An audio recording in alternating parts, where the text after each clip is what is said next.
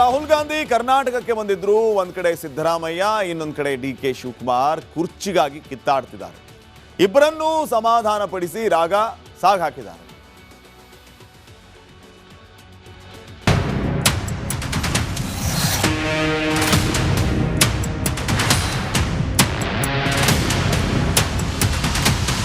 ರಾಜ್ಯ ಕಾಂಗ್ರೆಸ್ನಲ್ಲೇ ಸಂಕ್ರಮಣದ ವಾತಾವರಣ ಗೋಚರಿಸಿತ್ತು. ರೆಕಾರ್ಡ್ ರಾಮಯ್ಯರ ಕನಸು ನನಸಾಯ್ತು. ಇನ್ನೇನಿದ್ದರೂ ನನ್ನ ಸರ್ದಿ ಎಂದು ನಿರೀಕ್ಷೆಗಣ್ಣಿನಿಂದ ಕಾಯ್ತಿದ್ದ ಡಿಕೆಶಿಗೆ ಹೈಕಮಾಂಡ್ನ ನಡೆ ಮೂಡ್ ಔಟ್ ಮಾಡಿದೆ.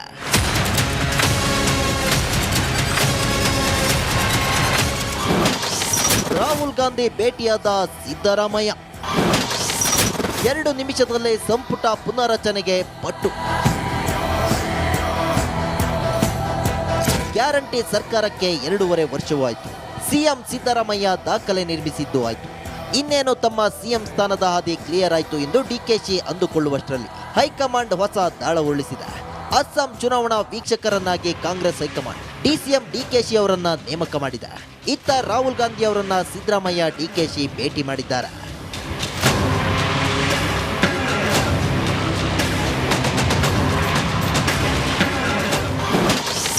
ಕೇವಲ 2 ನಿಮಿಷಗಳ ಕಾಲ ರಾಹುಲ್ ಗಾಂಧಿ ಸಿದ್ದರಾಮಯ್ಯ ಡಿ.ಕೆ. ಶಿವಕುಮಾರ್ ಜೊತೆ ಚರ್ಚೆ ಮಾಡಿದ್ದಾರೆ.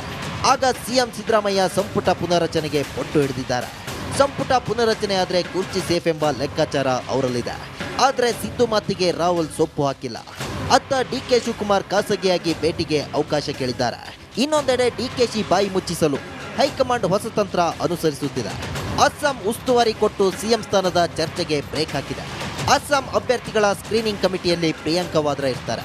ಅವರು ಡಿಸಿಎಂ ಡಿಕೆಶಿ ಜೊತೆ ಕೆಲಸ ಮಾಡಲಿದ್ದಾರೆ. ಅಲ್ಲಿ ಚುನಾವಣೆ ಗೆದ್ದು ಸಾಮರ್ಥ್ಯ ಸಾಬೀತುಪಡಿಸುವ ಸವಾಲು ಬಂಡೆ ಮುಂದಿದೆ. ಮಹಾರಾಷ್ಟ್ರ, ಗೋವಾ, ತೆಲಂಗಾಣದಲ್ಲಿ ಈ ಹಿಂದೆ ಮಿಶ್ರ ಫಲ ಸಿಕ್ಕಿದೆ. ಇದೇ ಮೊದಲ ಬಾರಿಗೆ ಈಶಾನ್ಯ ರಾಜ್ಯದ ಚುನಾವಣಾ ಜವಾಬ್ದಾರಿ ಡಿಕೆಶಿ ಹೆಗಲೇರಿದೆ.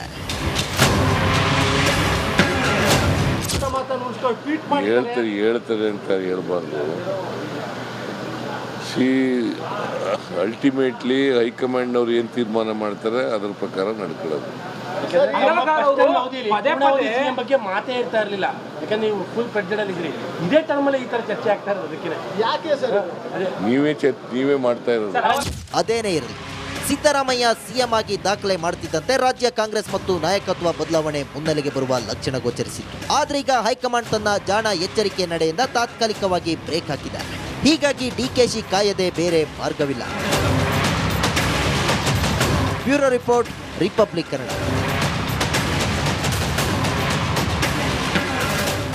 ರಾಹುಲ್ ಗಾಂಧಿ ಕರ್ನಾಟಕಕ್ಕೆ ಬಂದಿದ್ರು. ಒಂದ್ ಕಡೆ ಸಿದ್ದರಾಮಯ್ಯ, ಇನ್ನೊಂದ್ ಕಡೆ ಡಿ.ಕೆ. ಶಿವಕುಮಾರ್ ಕುರ್ಚಿಗಾಗಿ ಕಿತ್ತಾಡ್ತಿದ್ದಾರೆ. ಇಬ್ಬರನ್ನೂ ಸಮಾಧಾನ ಪಡಿಸಿ ರಾಗ ಸಾಗ್ ಹಾಕಿದ್ದಾರೆ.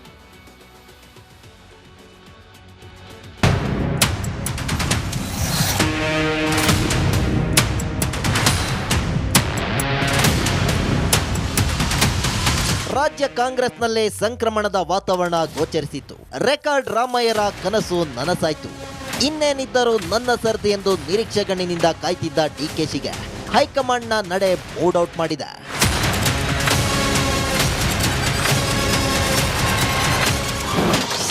ರಾಹುಲ್ ಗಾಂಧಿ ಭೇಟಿಯಾದ ಸಿದ್ದರಾಮಯ್ಯ 2 ನಿಮಿಷದಲ್ಲೇ ಸಂಪುಟ ಪುನರಚನೆಗೆ ಪಟ್ಟು. ಗ್ಯಾರಂಟಿ ಸರ್ಕಾರಕ್ಕೆ 2.5 ವರ್ಷವೂ ಆಯಿತು. ಸಿಎಂ ಸಿದ್ದರಾಮಯ್ಯ ದಾಖಲೆ ನಿರ್ಮಿಸಿದ್ದು ಆಯಿತು. ಇನ್ನೇನು ತಮ್ಮ ಸಿಎಂ ಸ್ಥಾನದ ಹಾದಿ ಕ್ಲಿಯರ್ ಆಯಿತು ಎಂದು ಡಿಕೆಶಿ ಅಂದುಕೊಳ್ಳುವಷ್ಟರಲ್ಲಿ ಹೈಕಮಾಂಡ್ ಹೊಸ ದಾಳ ಉರುಳಿಸಿದೆ.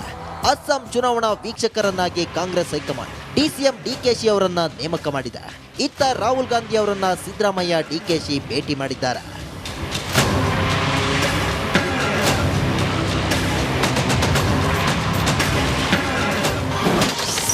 ಕೇವಲ 2 ನಿಮಿಷಗಳ ಕಾಲ ರಾಹುಲ್ ಗಾಂಧಿ ಸಿದ್ದರಾಮಯ್ಯ ಡಿ.ಕೆ. ಶಿವಕುಮಾರ್ ಜೊತೆ ಚರ್ಚೆ ಮಾಡಿದ್ದಾರೆ.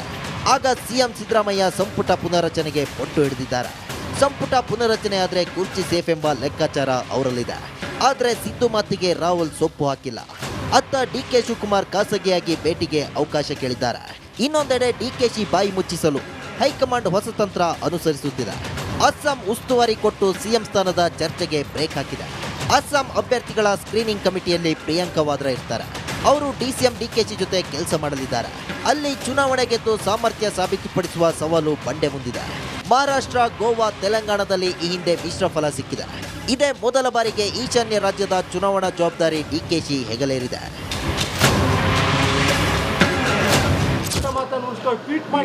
ಹೇಳ್ತಾರೆ ಅಂತ ಹೇಳ್ಬಾರ್ದು.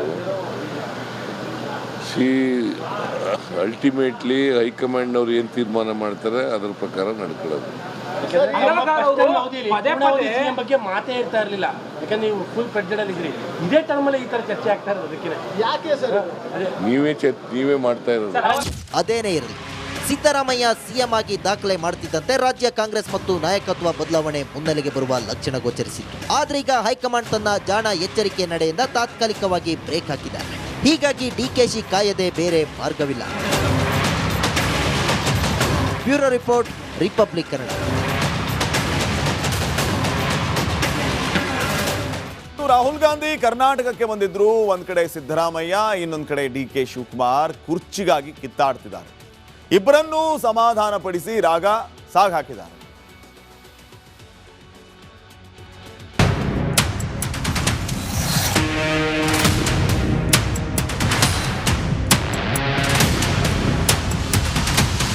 ರಾಜ್ಯ ಕಾಂಗ್ರೆಸ್ನಲ್ಲೇ ಸಂಕ್ರಮಣದ ವಾತಾವರಣ ಗೋಚರಿಸಿತ್ತು.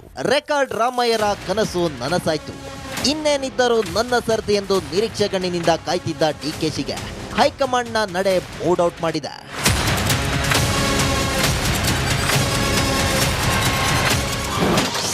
ರಾಹುಲ್ ಗಾಂಧಿ ಭೇಟಿಯಾದ ಸಿದ್ದರಾಮಯ್ಯ 2 ನಿಮಿಷದಲ್ಲೇ ಸಂಪುಟ ಪುನರಚನೆಗೆ ಪಟ್ಟು. ಗ್ಯಾರಂಟಿ ಸರ್ಕಾರಕ್ಕೆ 2.5 ವರ್ಷವೂ ಆಯಿತು. ಸಿಎಂ ಸಿದ್ದರಾಮಯ್ಯ ದಾಖಲೆ ನಿರ್ಮಿಸಿದ್ದು ಆಯಿತು. ಇನ್ನೇನು ತಮ್ಮ ಸಿಎಂ ಸ್ಥಾನದ ಹಾದಿ ಕ್ಲಿಯರ್ ಆಯಿತು ಎಂದು ಡಿಕೆಶಿ ಅಂದುಕೊಳ್ಳುವಷ್ಟರಲ್ಲಿ ಹೈಕಮಾಂಡ್ ಹೊಸ ದಾಳ ಉರುಳಿಸಿದೆ. ಅಸ್ಸಾಂ ಚುನಾವಣಾ ವೀಕ್ಷಕರನ್ನಾಗಿ ಕಾಂಗ್ರೆಸ್ ಹೈಕಮಾಂಡ್ ಡಿಸಿಎಂ ಡಿಕೆಶಿ ಅವರನ್ನ ನೇಮಕ ಮಾಡಿದೆ. ಇತ್ತ ರಾಹುಲ್ ಗಾಂಧಿ ಅವರನ್ನ ಸಿದ್ದರಾಮಯ್ಯ ಡಿಕೆಶಿ ಭೇಟಿ ಮಾಡಿದ್ದಾರೆ.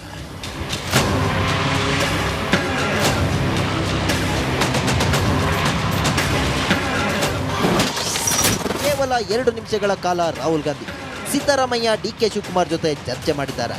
ಆಗ ಸಿಎಂ ಸಿದ್ದರಾಮಯ್ಯ ಸಂಪುಟ ಪುನರಚನೆಗೆ ಪಟ್ಟು ಹಿಡಿದಿದ್ದಾರೆ. ಸಂಪುಟ ಪುನರಚನೆ ಆದರೆ ಕುರ್ಚಿ ಸೇಫ್ ಎಂಬ ಲೆಕ್ಕಾಚಾರ ಅವರಲ್ಲಿದೆ. ಆದರೆ ಸಿದ್ದು ಮಾತಿಗೆ ರಾಹುಲ್ ಸೊಪ್ಪು ಹಾಕಿಲ್ಲ. ಅತ್ತ ಡಿಕೆ ಶಿವಕುಮಾರ್ ಖಾಸಗಿಯಾಗಿ ಭೇಟಿಗೆ ಅವಕಾಶ ಕೇಳಿದ್ದಾರೆ. ಇನ್ನೊಂದೆಡೆ ಡಿಕೆಶಿ ಬಾಯಿ ಮುಚ್ಚಿಸಲು ಹೈಕಮಾಂಡ್ ಹೊಸ ತಂತ್ರ ಅನುಸರಿಸುತ್ತಿದೆ. ಅಸ್ಸಾಂ ಉಸ್ತುವಾರಿ ಕೊಟ್ಟು ಸಿಎಂ ಸ್ಥಾನದ ಚರ್ಚೆಗೆ ಬ್ರೇಕ್ ಹಾಕಿದೆ. ಅಸ್ಸಾಂ ಅಭ್ಯರ್ಥಿಗಳ ಸ್ಕ್ರೀನಿಂಗ್ ಕಮಿಟಿಯಲ್ಲಿ ಪ್ರಿಯಾಂಕಾ ವಾದ್ರಾ ಇರ್ತಾರೆ. ಅವರು ಡಿಸಿಎಂ ಡಿಕೆಶಿ ಜೊತೆ ಕೆಲಸ ಮಾಡಲಿದ್ದಾರೆ. ಅಲ್ಲಿ ಚುನಾವಣೆ ಗೆದ್ದು ಸಾಮರ್ಥ್ಯ ಸಾಬೀತುಪಡಿಸುವ ಸವಾಲು ಬಂಡೆ ಮುಂದಿದೆ. ಮಹಾರಾಷ್ಟ್ರ, ಗೋವಾ, ತೆಲಂಗಾಣದಲ್ಲಿ ಈ ಹಿಂದೆ ಮಿಶ್ರ ಫಲ ಸಿಕ್ಕಿದೆ. ಇದೇ ಮೊದಲ ಬಾರಿಗೆ ಈಶಾನ್ಯ ರಾಜ್ಯದ ಚುನಾವಣಾ ಜವಾಬ್ದಾರಿ ಡಿಕೆಶಿ ಹೆಗಲೇರಿದೆ.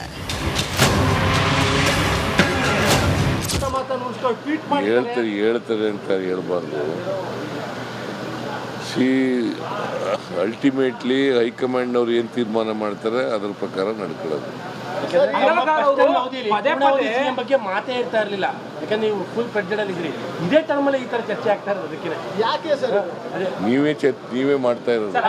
ಅದೇನೇ ಇರಲಿ, ಸಿದ್ದರಾಮಯ್ಯ ಸಿಎಂ ಆಗಿ ದಾಖಲೆ ಮಾಡುತ್ತಿದ್ದಂತೆ ರಾಜ್ಯ ಕಾಂಗ್ರೆಸ್ ಮತ್ತು ನಾಯಕತ್ವ ಬದಲಾವಣೆ ಮುನ್ನೆಲೆಗೆ ಬರುವ ಲಕ್ಷಣ ಗೋಚರಿಸಿತ್ತು. ಆದ್ರೀಗ ಹೈಕಮಾಂಡ್ ತನ್ನ ಜಾಣ ಎಚ್ಚರಿಕೆ ನಡೆಯಿಂದ ತಾತ್ಕಾಲಿಕವಾಗಿ ಬ್ರೇಕ್ ಹಾಕಿದೆ.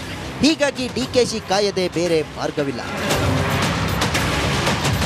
Bureau report, republic Kannada.